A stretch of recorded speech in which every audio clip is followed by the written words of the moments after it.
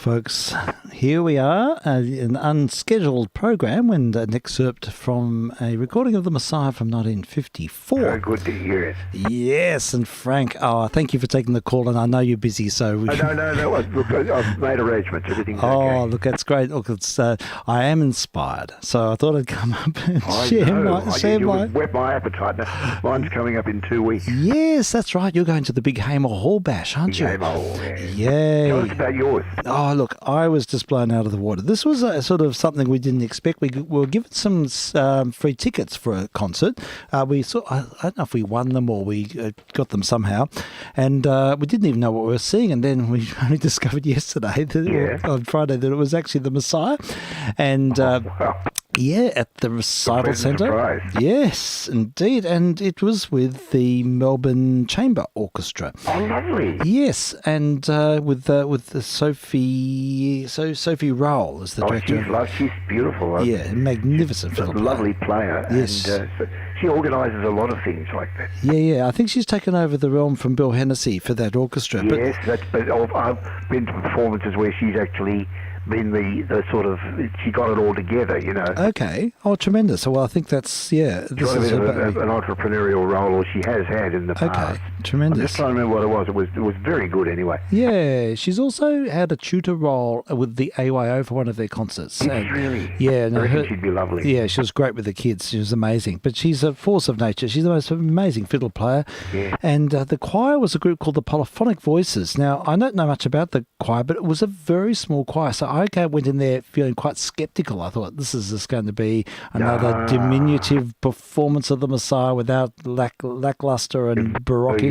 You lose the force, but you gain transparency. Yes, absolutely, Frank. You're spot on that. But look, it worked really, really well. And it completely, it transcended all my expectations. Yeah. And I felt completely drawn in. And it was a humble performance.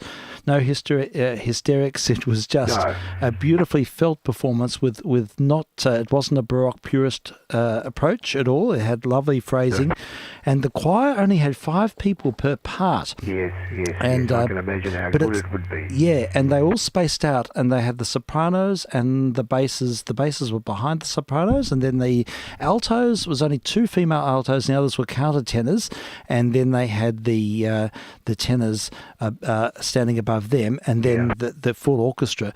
But the blend was just remarkable. Yeah. It was absolutely remarkable. You could not hear one individual voice. The voices just had... Superb, even within a small choir. Within a small choir. They were really good. They really knew their stuff, and they did what the young voices do, and they all stood apart a bit from each other. Yes. So they were sort of in there, they were singing their parts without too much following. They're all very sort of, I don't know, I think sometimes that can work really well because the singers can really hear themselves. Yeah. More clearly in relation to the whole, and it just worked so well because it was incredibly homogenous and absolutely interpretively aligned, I felt. And so you've got a record of the B minor mass done like that, right? For a guy called Joshua Rifkin. Oh yes, he's a ragtime pianist, isn't it, Josh? And I know exactly what it's just transparency. Yeah. You hear things. I hear things in the B minor that I really didn't pick out. I'm hearing them for the first time, harmonic things. This is the thing. You do gain transparency, and I found it really moving because I used to play for 10 years in a row. I played the full Messiah, and at the Tuaki Uniting Church, it was like a sing-along Messiah, and that's lovely. It was great fun. I loved it. It was a regular gig. Yeah, I'd like to be in that. And I even did the continuo part one year, which was a huge role. Terrific. Yeah, because you got to do all of the working with the harpsichord. Yeah. But anyhow, they So I lost my train of thought. Yeah, so it was. So I'm used to sort of hearing, that's right, I'm used to hearing the music from inside the orchestra, and I know the internal parts, but you miss out so much of that in the audience when you've got massive forces because it's just just total. This is proverbial wall of sound, and that can sound powerful and enchanting. But the as you say, transparency, and I could hear all those inner parts of the orchestra that I used to hear when I sat in the orchestra. Yes, it's marvellous. It really is, and there's so much nuance. There's so much beautiful interplay and doubling, like the violas double the altos in places, and there's a fantastic sense of unity when you get a string section doubling up a small choral section. It sort of reinforces it and bolsters it, and so it's a totally different experience. Yeah, it just worked really well, and it was a very unaffected performance, and I thought there was a lot of humility, and it was everything I love about sort of approaches to Baroque music, to be honest. I thought that Sophie just did a fantastic job leading the whole thing. And she is a star. She had expansive phrasing all the way through, and the voicings were all beautifully matched. The entries were all great. The soloists were good. They even had the chap who sang. Yes, it actually did have a countertenor sing the alto, which is not something I'm particularly in favour of. But you do. But he actually sang really well, and he wasn't too nasally. And he had quite a full voice, and a guy called Alex Ritter, and he wasn't full of sort of short Baroque phrasing. He had fantastic sense of line. Good. So he did really well. Sometimes he dropped into his tenor by mistake, but that can happen a bit. But it wasn't a problem, and but look, the other soloists were really good as well, and it was a very compelling and very powerful experience. Hearing the whole Messiah took a whole afternoon, and but it was we were riveted. We were both absolutely riveted to the performance and felt, wow, we've experienced something really special. So just wanted to share that. Terrific. Yeah, it was marvelous, and gosh, it's a marvelous work, isn't it? There's so many. I just forgotten how many great tunes there are. Just as you were playing it, there was all sorts of came flooding back, and the memories. And I really thought, gee, it's good. It's only 2 weeks to learn. Yes, and you'll get your immersion. So I'll have to have emissions after that when you can check your inspiration. But it's marvelous stuff. So and look, other sort of really beautiful things, like they only had 2 cellos, but they had a bassoon as a third voice in that register, and the bassoon just aerated the sound. It made the bass section really sort of it had an interesting ambience, and I thought it worked really well. And and then a double bass, of course, as well. So just 4 members of the bass, but it didn't overwhelm. It didn't sound bloated, and it matched beautifully the rest of the ensemble. And of course, you had the ideal venue for such a performance. Yes, this is the other thing. I think that you can hear the performers just absolutely. That you could sense that they were really comfortable in that place, and felt like they could really hear each other well, and relax into the music as well. And there's some other things that I thought were really special, like the soloist would sit up behind, and then they'd just quietly walk out before they did their solo, and then quietly walk back as the last orchestral tutti finished, before the next movement. So, so it wasn't all about the soloists; it was about the music and about the whole, and it sort of brought the orchestra to the fore. And I thought that was a really humble way to do it, rather than having all the soloists sitting up there sort of being the focus of attention. I think they do. They have certainly done in some of the performances we go to. Right. The soloists, when they're not singing, they join the choir. Oh, that's marvellous. That's fantastic. That makes complete sense, and I think that just having the soloists is more incidental. I mean, that their role is incredibly important, but just allowing them to sort of move into the zone, and it's more of a humbling sort of experience. I think. Yes, indeed. And I thought that really contributed to the feeling of humility. I mean, it was tremendous. Everything about it was a really inspiring performance. It got me really excited now. Yeah, so they'll probably do it again next year. I'll thoroughly commend it. Wonderful. Yay. So we're going to keep doing it as long as we possibly can. Oh, definitely. Do it for about 20 odd years. Yeah. And they had an organ continuo as well. Oh, that's nice. Well, that would give it a bit of weight. It did. It give it a bit of heft. That's right. It did. And it just sort of it homogenized even more. And I thought that was particularly effective. The continuo part, the recitatives, was just done superbly. It was seamless. Absolutely seamless. I just couldn't fault it. It was incredible. So that was the experience. Now, I was reading on the train on the way back. I was sort of checking in with the history of performances of the Messiah, and I didn't realise that the original scoring, which Handel possibly never heard, was for just 2 violins and 2 oboes, 2 trumpets, and continuo. I didn't realise that. I imagined it'd be more than that. Yes, he just had a very small ensemble, and then it he developed it, and as the work gained momentum, he adapted it, and it became bigger and bigger. And it was only after he passed away that those enormous 800-piece performances occurred. I thought that was more in his time, but it was actually after his time. I didn't know that. I assumed it swelled completely, got as big as it was going to get before he died. Yeah, so I found that an interesting sort of anecdote about the history of the work. But yes, very, very modest. And the recording I just played before was the first original performance of it with its original orchestration and size, and that was in 1954. That sounded good. Who was conducting that? Herman Scherschen's an old Nixer record from the 50s. But I was reading about that. So that sounded really good. Yeah, I thought that was a sort of an appropriate way to sort of to start the program today. Yeah. But yeah, so interesting.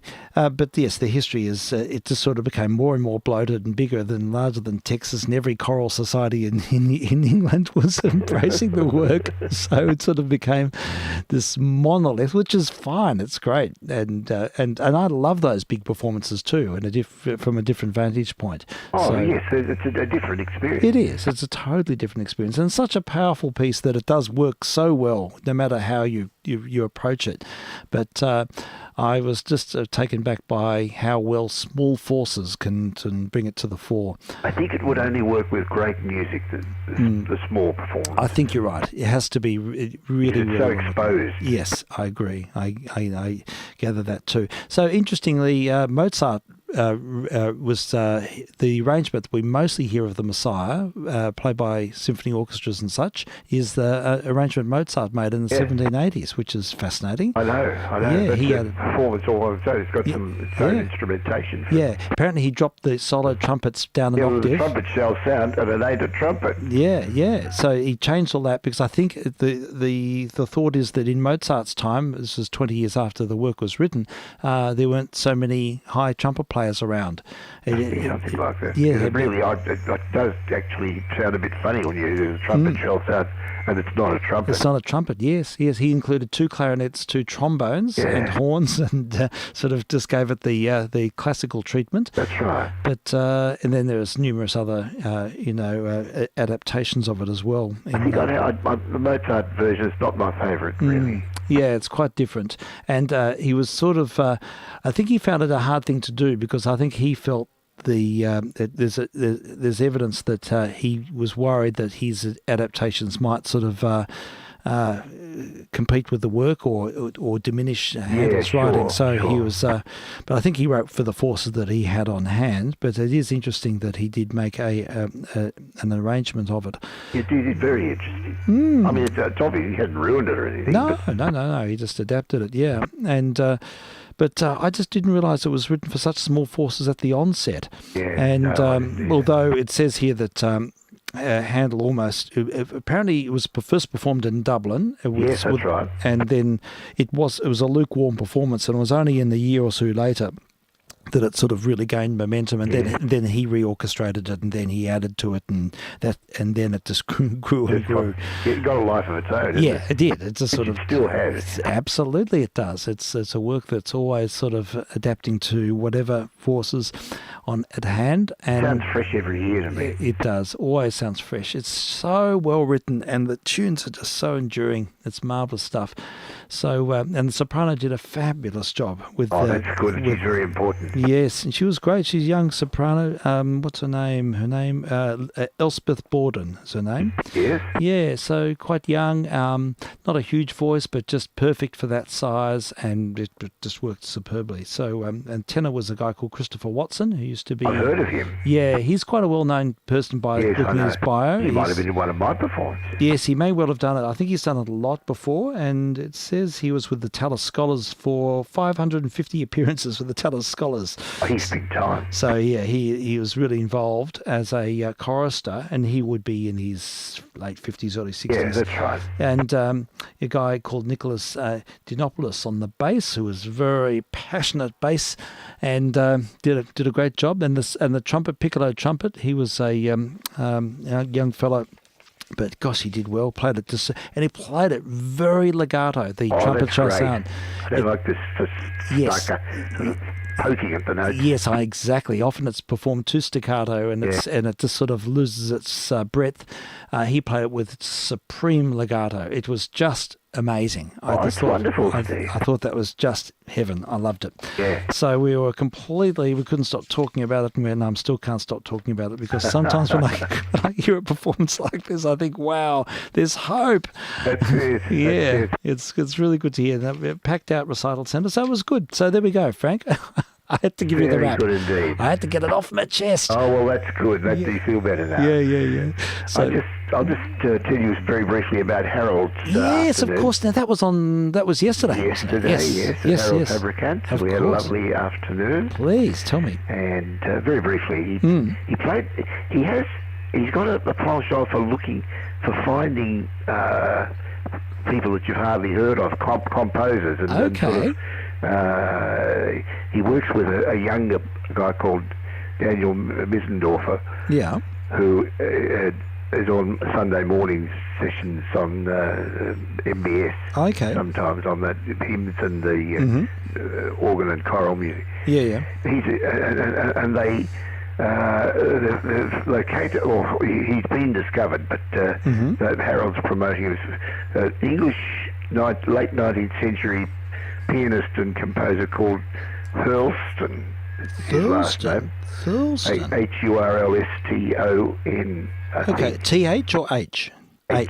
H. Hurlston. How about that? Yeah. Okay. And it was very interesting music. Yeah. Okay. So late 19th century, you say? Yeah, late 19th century. English. I can't remember his first name. Yeah. And Kathy's lost the program. That's all right. That's fine. I'll look him up now. Hurlston. Yeah. Okay, and that's what he played. He played the music of this composer. Yes, I that's right. wonder how he found it. Well, I'm not sure. I'm not sure how he digs these things up. He does. Some of the things he does are unusual. He like this. The French composer Vienne. He wrote a lot of piano music that Harold really likes. Okay. And another one called Cargalère. Okay. You know, it's not your average person's delight, but he promotes it. Wow, that's interesting. I've just looked up Mr. Hurlston, William Yates Hurlston. Yes, that's the fellow. Yes, 1876 to 1906. It was an English composer. He was very, very young. Yeah. We might have a look at him one night. I'd love to. It says English composer showing brilliant musical talent from an early age. Died young before his full potential could be realised. Nevertheless, he left behind an exquisite, albeit small body of work. His teacher, Sir Charles Stanford, very famous, considered him the most talented of his pupils above, wait for it, Vaughan Williams and Gustav Holst. Boy. Well, there we go. Praise indeed. Well, that's intriguing. I want to hear some of it. So, all solo piano works, and how many works all told did he play of Hurlston's? He played 5 short pieces as an item, as a single item. Yes. And then he played a longer sonata, I think it was. It was okay. Yeah. Okay. We might have, if we find the program, I'll tell you in detail. Yeah. Hurlston. I'm just looking up, see if there's something here on the list. He wrote a violin sonata. Oh, did he? Gosh. That could be worth a listen. And a cello sonata. Oh, man. Now we're talking in 1899. And a quartet. Oh, gosh. I like discovering new composers. Yeah. All right. Well, I'll have to give this a... have you got a couple of minutes till we'll hear a bit of the cello sonata? If you like. Yeah, we'll play a little bit. We'll have some of it because always keen to hear something new.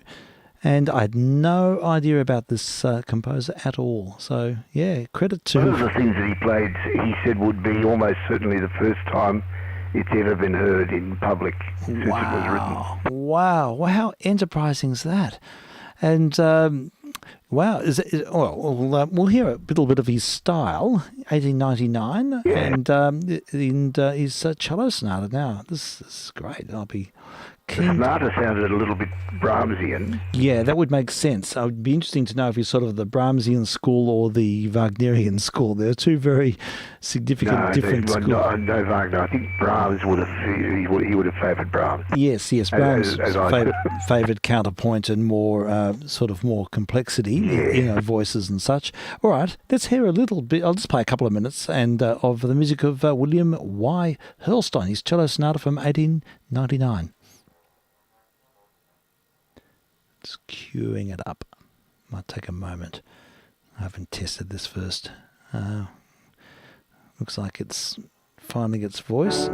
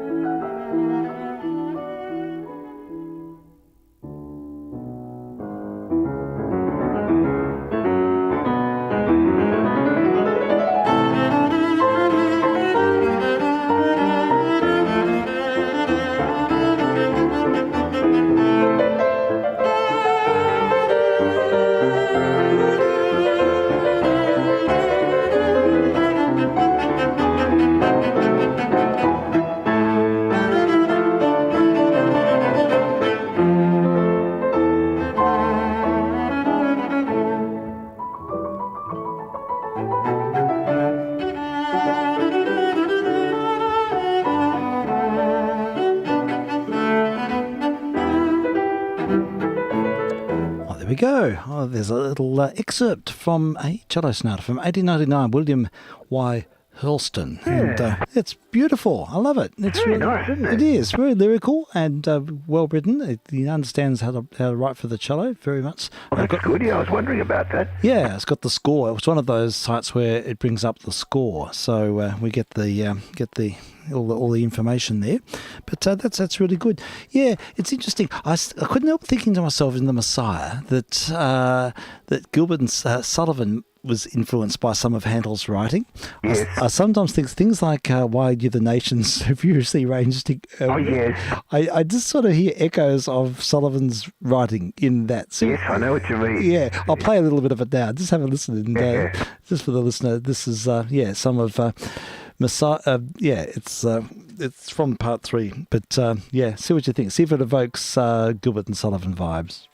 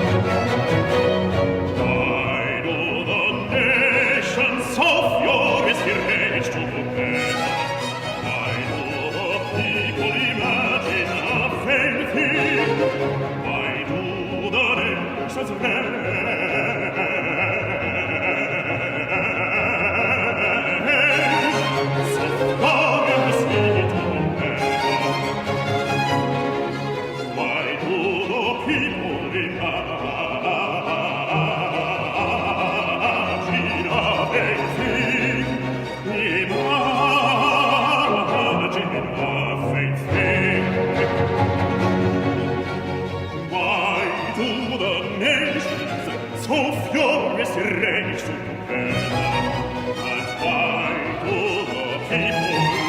And why do the people, imagine a big thing? Why do the nations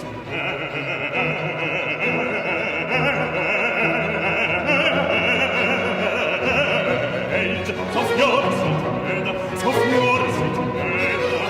And why do the people imagine a vain thing?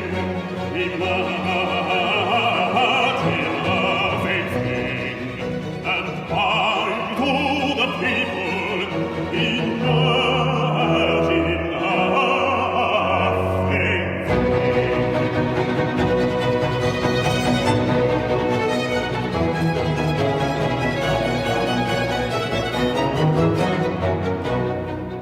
The kings of the earth rise up, and the rulers take counsel together. Take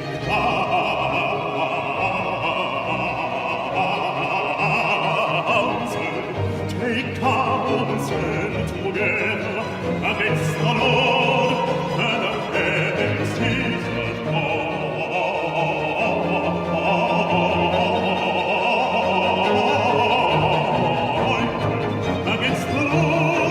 against the Lord and his anointed.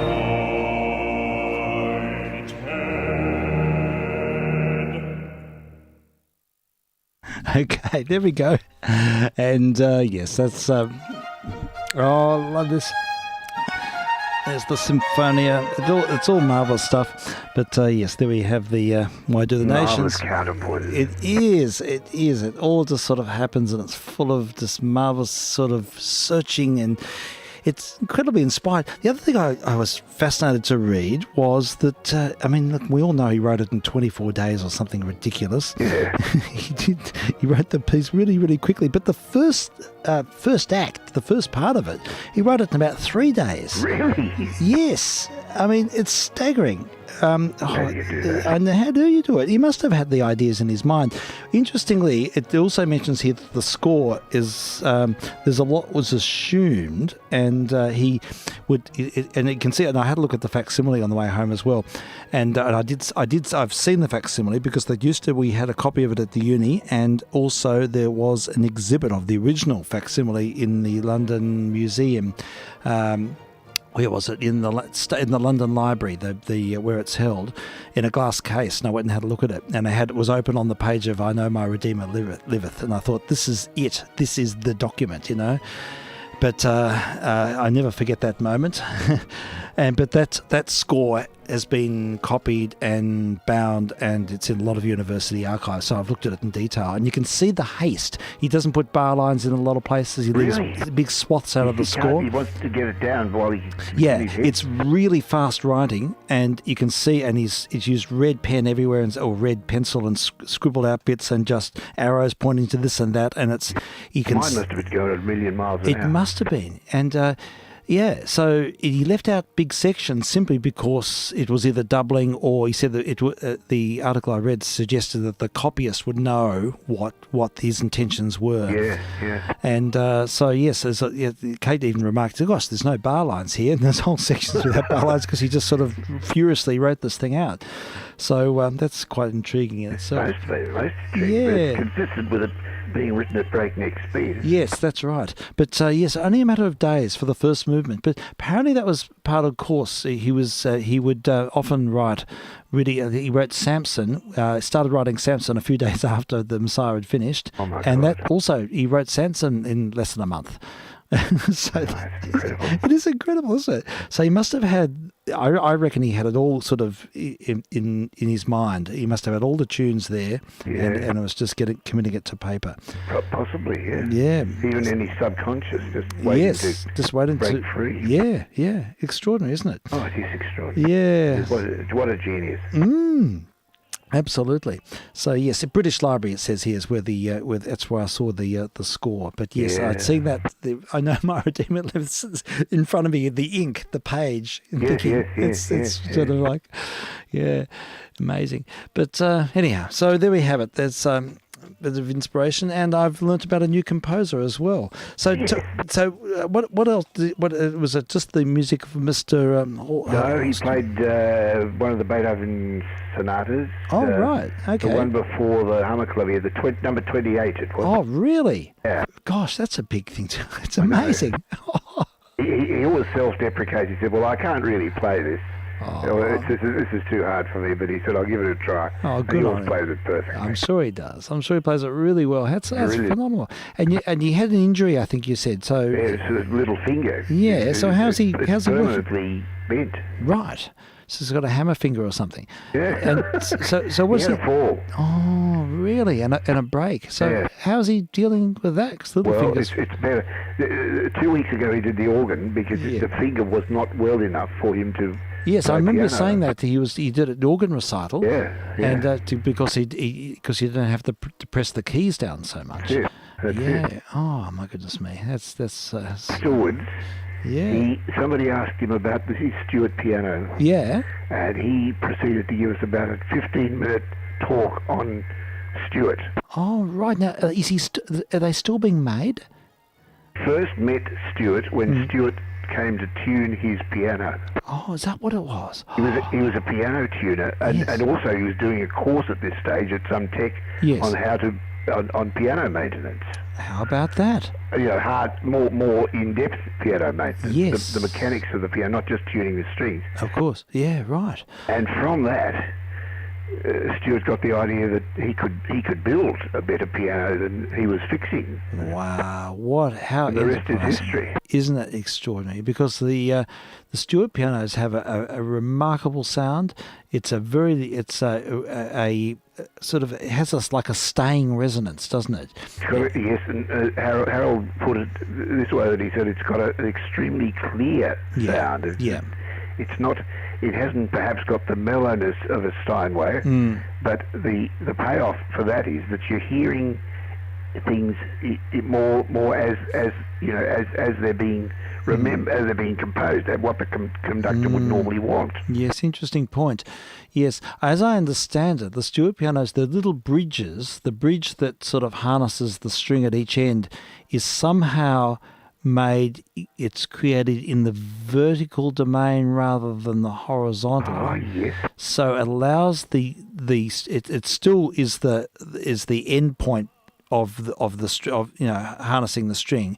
It's the beginning and the end of the string, but at its nexus it resonates vertically rather than horizontally, and then you'll get a much freer resonance of the string. Yes, it's beautiful, isn't it? So yes, it resonates. It's not sort of blocked. Usually when it's hard to describe, but with the string, there's like a metal bridge, and the metal bridge will give you a very hard edge stop. And this is the beauty of a string player, of course, is that you've got your finger as the effective moving bridge on the string. So, and if you're doing vibrato, you can lighten or make it lighter or heavier touch, and you can vary that your tone color by the way your finger interacts with the string. Yeah.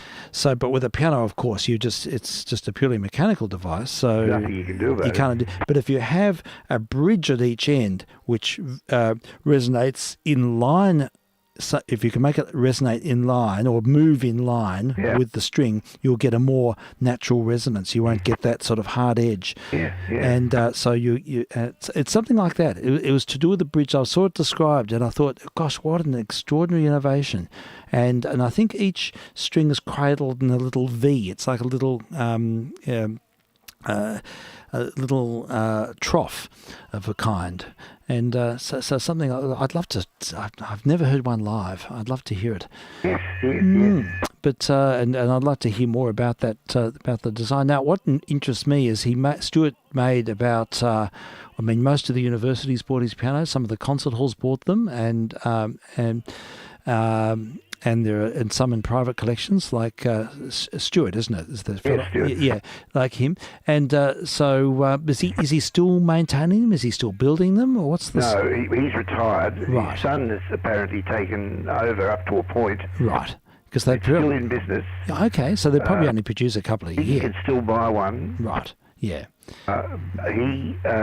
Harold was saying he was a bit disappointed with the take-up from universities and such like. Oh, really? Okay. Yeah. I know that I think it was the Newcastle University definitely got. Gerard Williams played them. He's recorded all the Beethoven. Yes, he did, and I think the sound of the piano is entrancing. It's beautiful. Yeah. But yes, I think some of the other universities they probably had contracts with Steinway and such, and it's probably harder to break into that market. Yeah. But yeah, it's an interesting story. The performance room it's a bright acoustic. Is it? It certainly brings out the top end of the piano. Okay, terrific.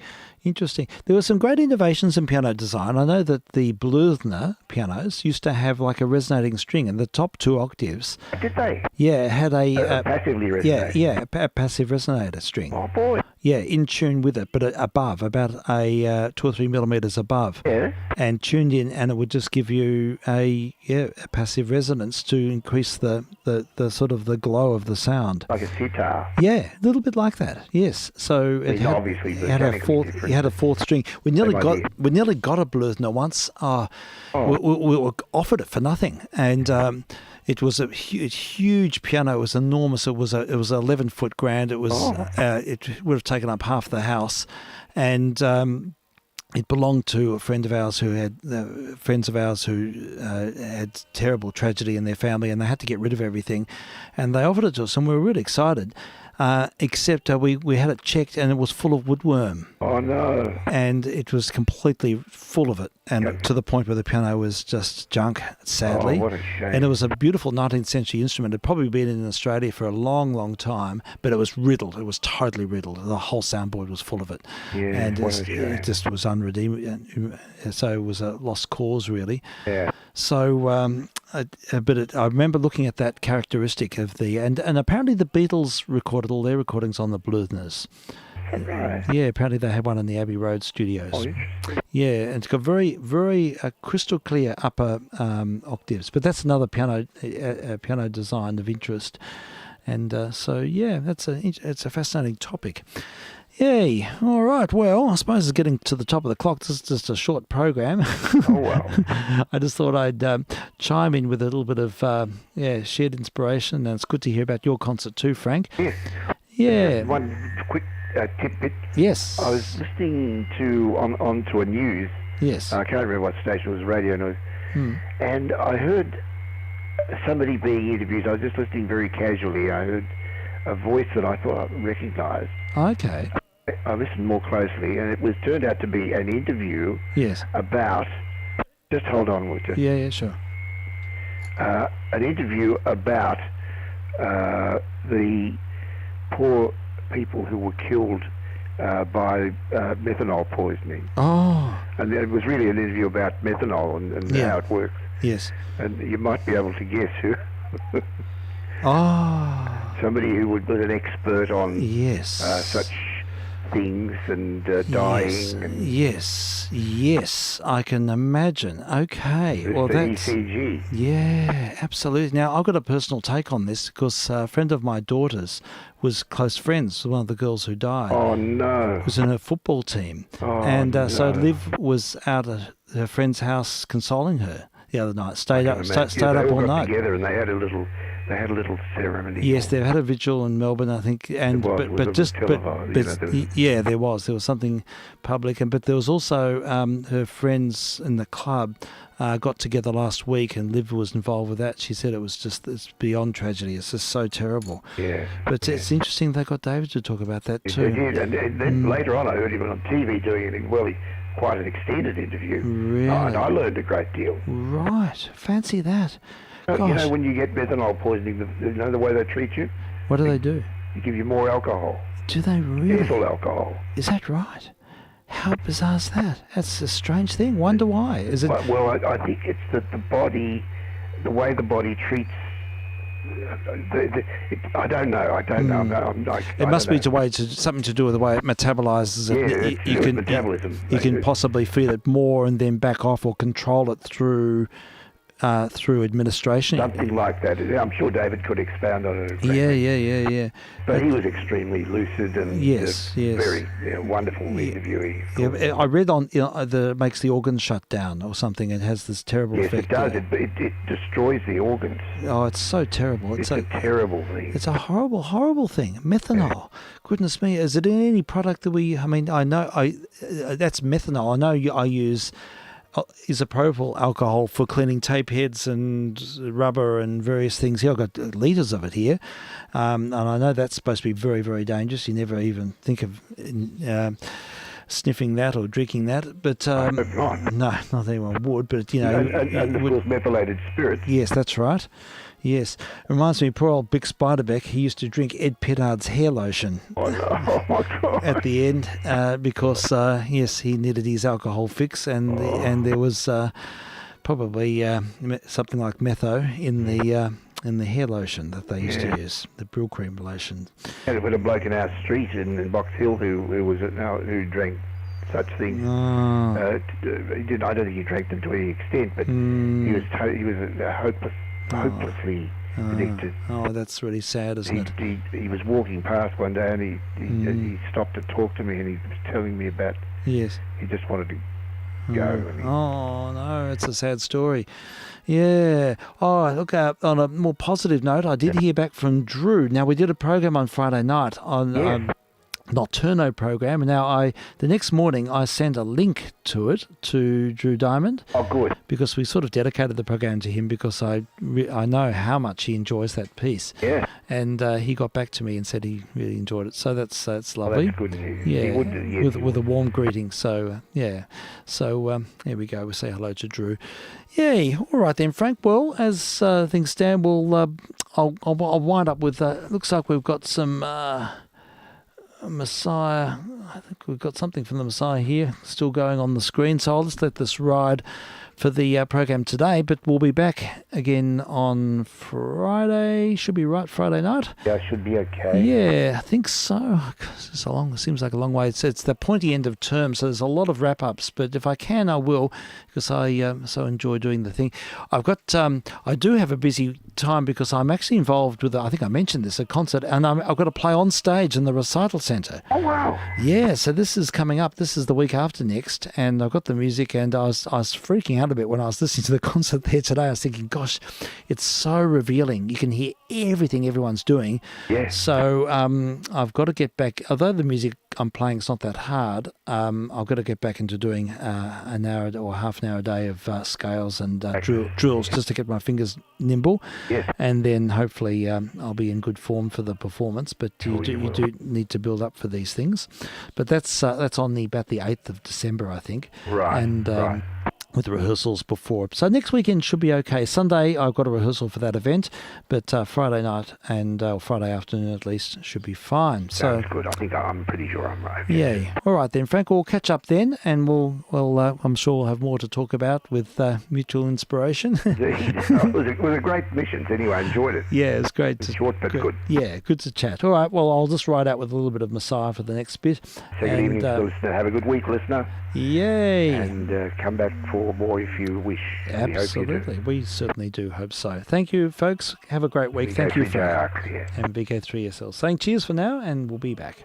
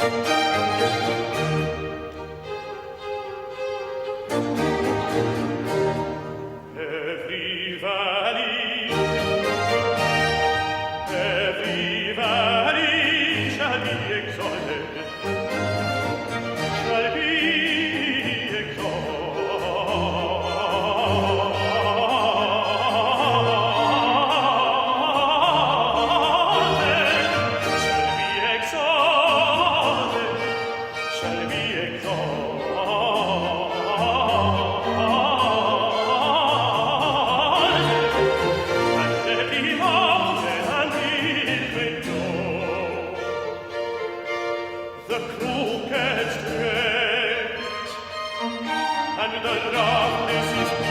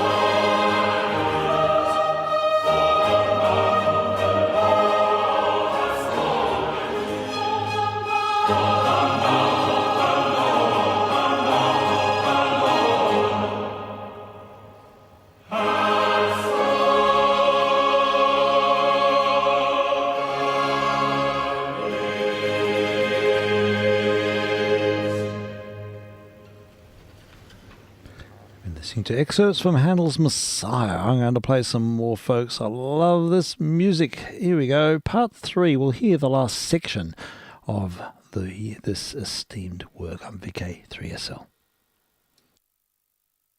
Behold, I tell you a mystery. We shall not all sleep, but we shall all be changed in a moment, in the twinkling of an eye. At the last trumpet,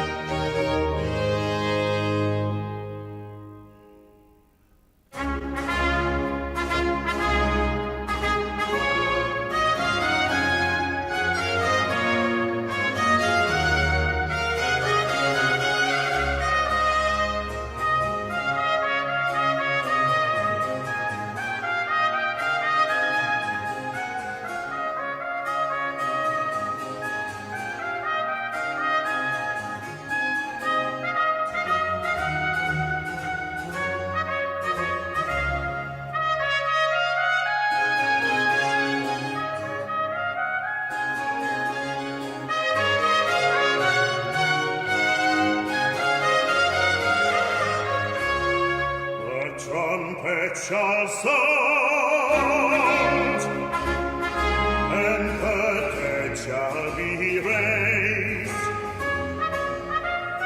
and the dead shall be raised incorruptible.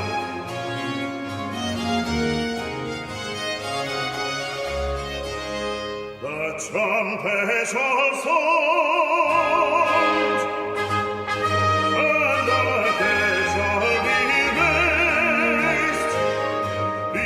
raised incorruptible, be raised incorruptible, and we shall be changed.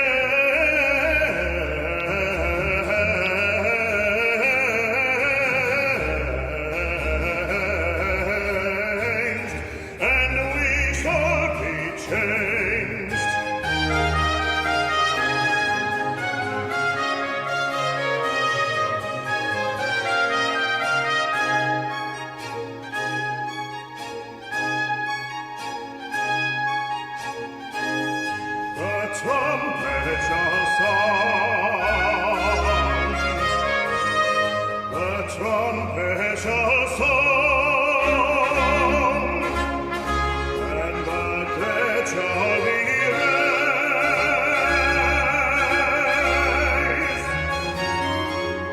raised incorruptible, be raised incorruptible.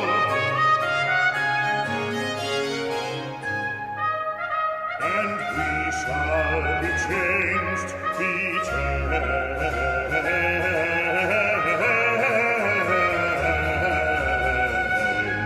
and we shall be changed, and we shall be changed, we shall be changed.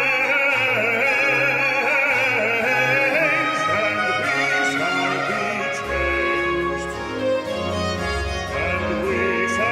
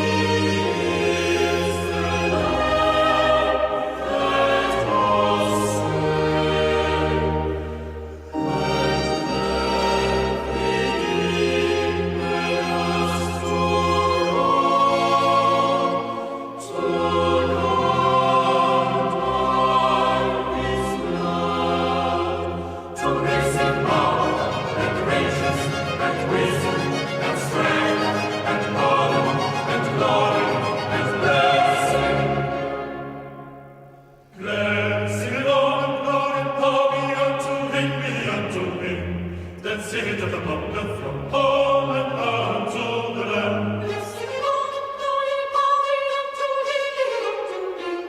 Let's sing it to the thunder. Let's sing it to the thunder from Poland unto the land. Let's sing it all the glory, let's sing it all the glory, let's sing it in the boat, let's sing it all the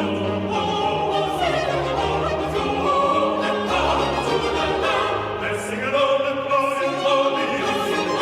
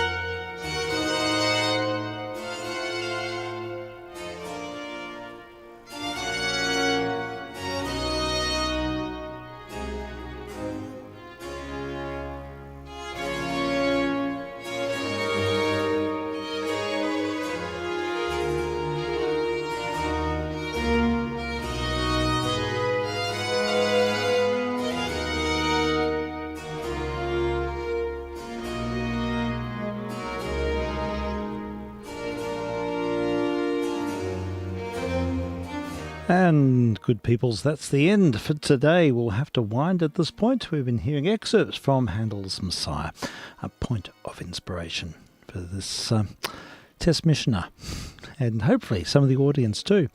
Thanks for listening. Catch you next time. I'm vk3sl.